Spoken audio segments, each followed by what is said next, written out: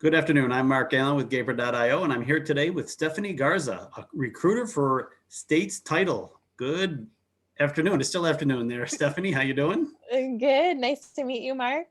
Nice to meet you too. Thanks for joining us today. It's just getting dark there, I presume, in the It is. Michigan area. It's been snowing off and on all day, and now it's starting to be that light mist and getting a little bit dark out for sure. Yeah. I saw the eastern part of the East Coast was getting a big snowstorm today. I know you probably got a little bit yesterday, right? Yeah, it started yesterday afternoon, and then it's been trickling on and off throughout the day today. Yeah. My kids are hoping for some snow, some heavy, heavy snowfall. Yes, my kids used to like that too the first few times, and then after a while, all right, we've got enough. So I won't tell you what the weather is here. It's definitely not snowing here in San Francisco. So to start with, can you share a brief background of yourself and your work experience?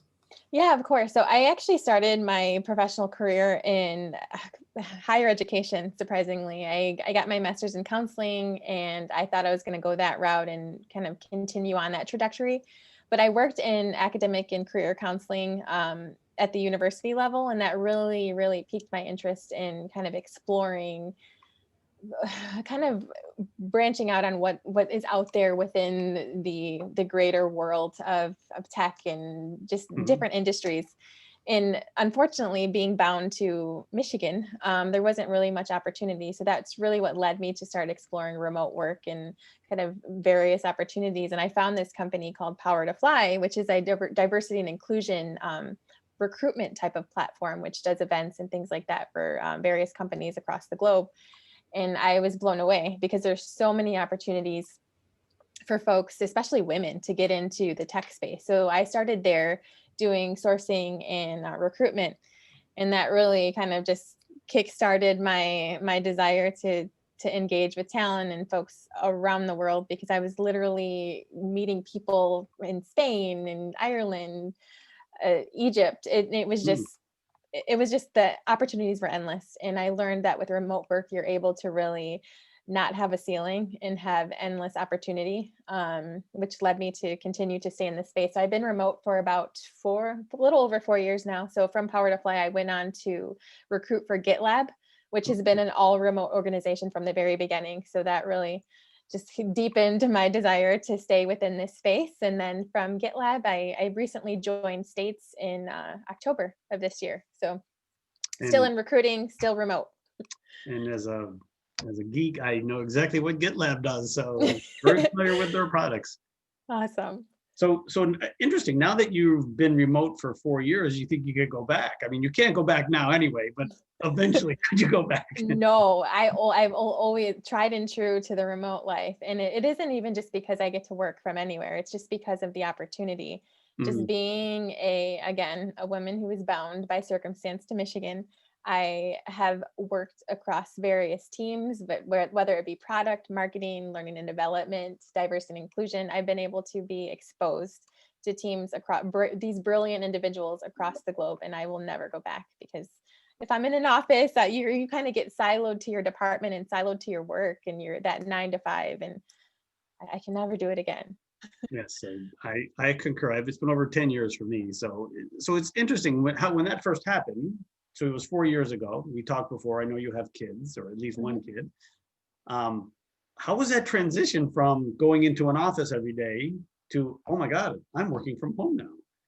Initially, I'm going to be honest, it was a bit of a, like, is this real reality? Because I remember, because I am a parent. I have two children, and at that time they were much younger, and they were one of them was in school and one of them was home, and Hmm. so it's kind of identifying what's going to make the most sense. And I really leaned on my team to determine, what do you do as a mother, as a somebody who's has other obligations outside of work, what makes the most sense? So I really identified a plan of action that's going to make the most sense for me and help me to be able to have that dedicated time for work and integrate, but also integrate my life into my work. So when my kids were young, I exposed them to what I was doing and showed them, hey, this is my workspace, this is what Hmm. I'm working on, these are the projects, these are my coworkers. And that was really cool too, because I was able to expose them to folks all across the globe too, which is I really love, because they were able to learn and experience things that they wouldn't necessarily get to experience if mom was outside of the home working and,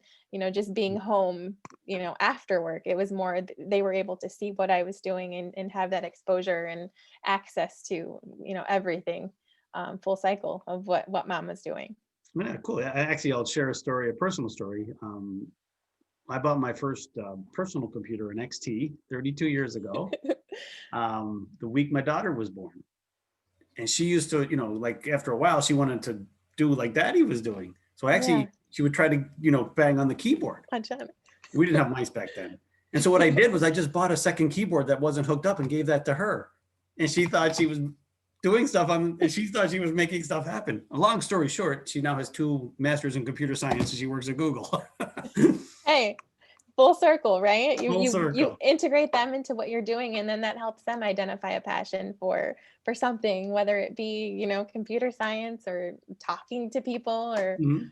whatever it is. Yeah.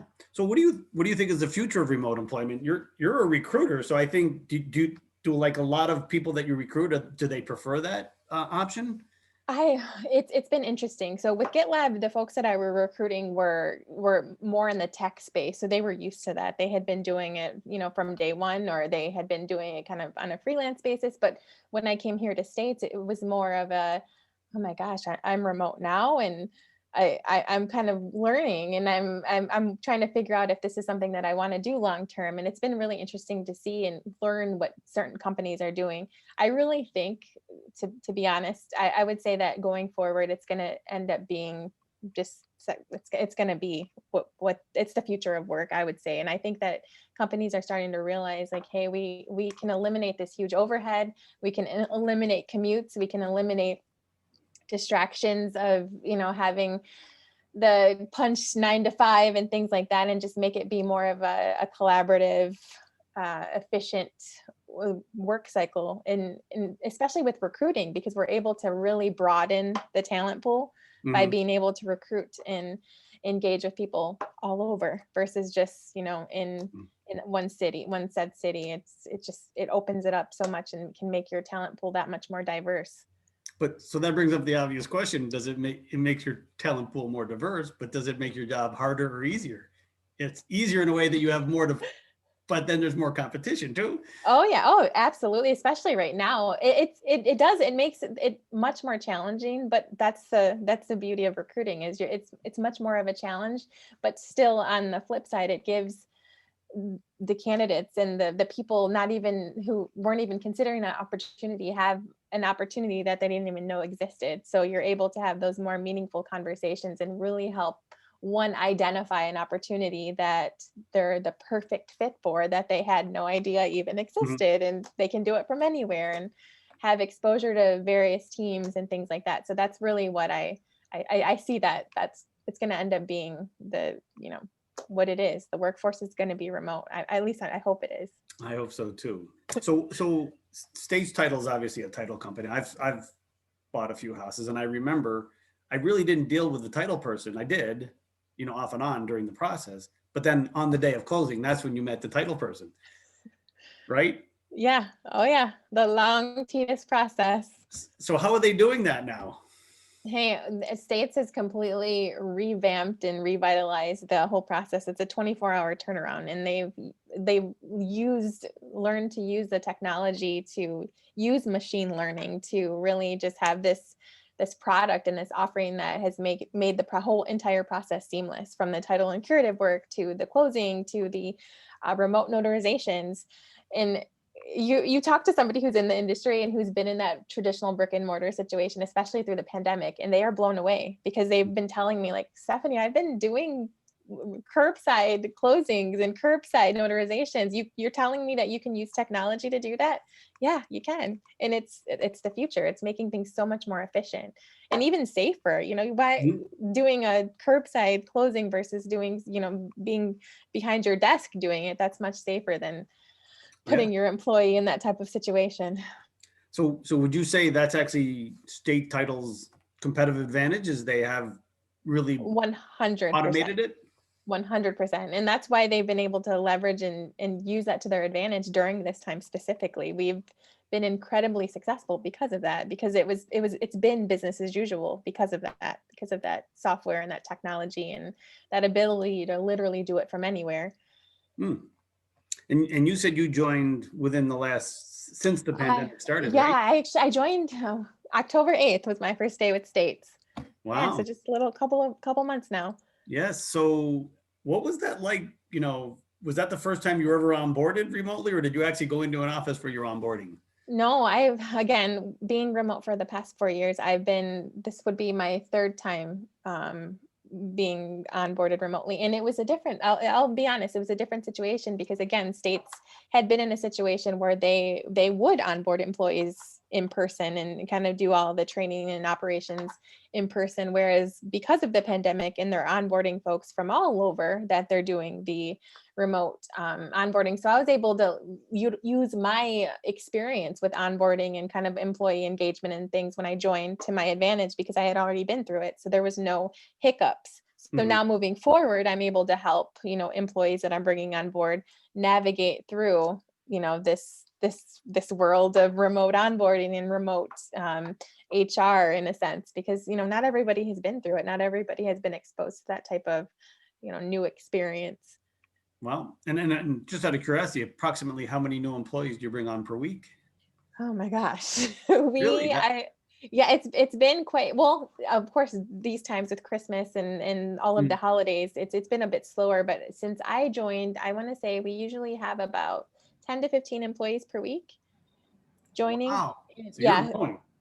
we tremendously. And as I mentioned before, we have a number of opportunities across every department. So I can only imagine within the next year, we're probably going to be bringing on board upwards of 400 employees Wow. globally, well, across the US. Yeah. So a lot of That's growth.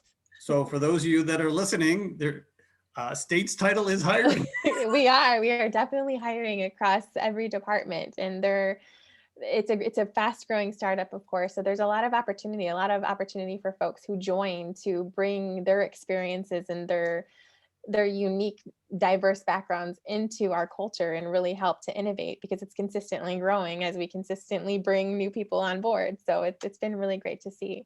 Well, that's great. So, well, Stephanie, I want to thank you for your time today. It's great to talk to someone else who's promoting the remote work as we are at Gaber. And I'll reach out to some friends and see if they're looking for a job. Hopefully, we'll have some referrals here. Of course, I would really appreciate it. And again, remote work, I feel like is the future, and I will always be a remote advocate and a remote supporter. So yeah, send folks my way. I'd be happy to chat. All right, great. Have a great day. Thank you. You too. Bye.